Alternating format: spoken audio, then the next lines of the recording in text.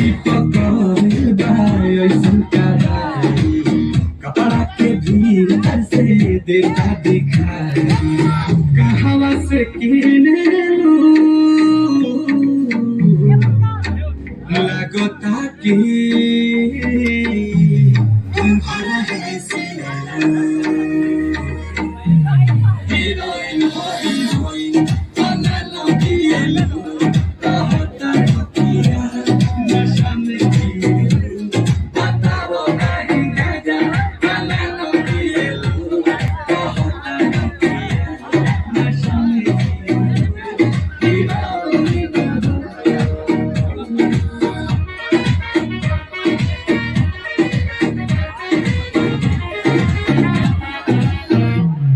गुलाब जैसन खिलल बारू तू भंवरा से खिलल बारू करत दिल के कतल बारू के कर मेहनत के फल बारू लाली उठावा खिलल जावे करत दिल हीरोइन हो हीरोइन